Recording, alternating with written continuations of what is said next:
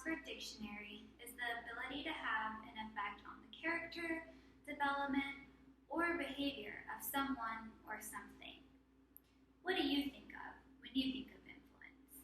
If you're anything like me, when you think of influence, many of you probably think about people you've been influenced by. Maybe some books that you've read, some classes that you've taken, or even a certain movie you've seen. Maybe when you think about influence, you think about your influence and the way that you've impacted certain people or situations. If someone or something influences someone else, the influencee is being changed in an indirect but important way.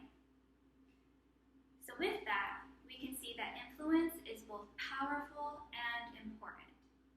And it's something that we all have. So how do we make sure we're identifying with the type of influence we want to have on others? How can we use our influence for good?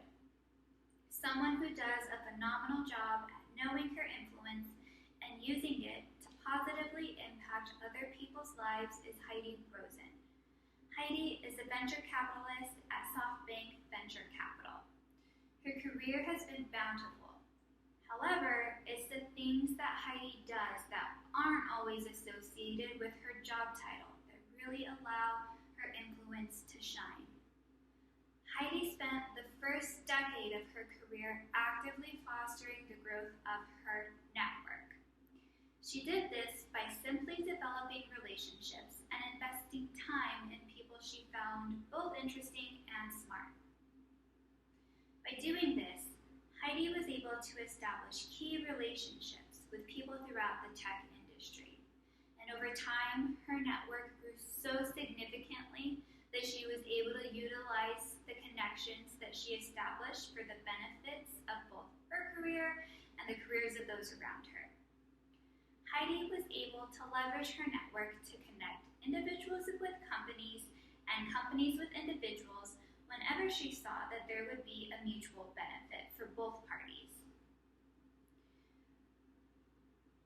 What Heidi shows us here is that the bigger the network you have, the more influence you're capable of extending to others.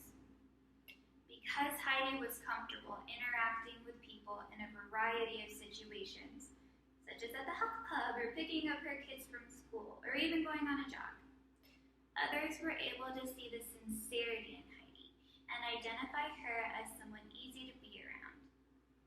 With that approachability and likability, people were able to easily interact with Heidi and felt comfortable going to her in times of seeking mentorship and direction. This shows just how strong Heidi's influence really was. So what can we take from Heidi's example and implement into our own lives? One thing that we see is that Heidi is a natural giver.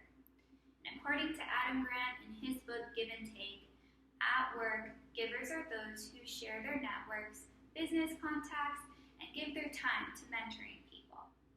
Studies conducted by Grant have shown that the higher we look up the corporate ladder, the more givers we find.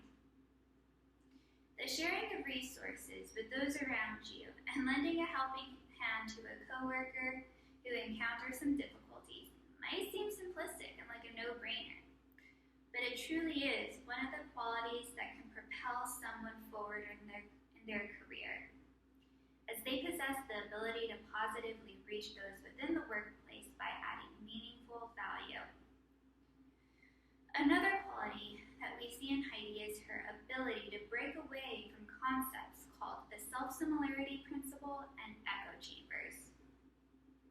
In How to Build Your Network by Uzzi and Dunlap, the self-similarity principle is described as choosing to surround yourself by people who resemble you in terms of experience, training, worldview, and so on. The problem with this is that too much similarity restricts access to various types of information, which is crucial to both creativity and problem solving. Echo chambers, which can result from the self-similarity principle, is an environment in which existing views are reinforced and alternative ideas or not. Because Heidi is able to interact with a diverse group of others, she is able to receive new and objective information, exercise her creativity, and effectively problem solve.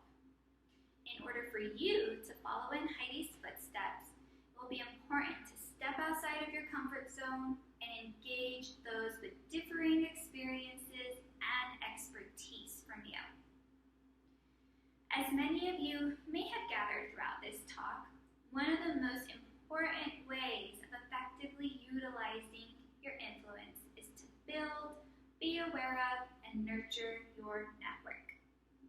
According to Adam Grant, asking thoughtful questions and listening with remarkable patience is one of the best ways to see how we can add values to others.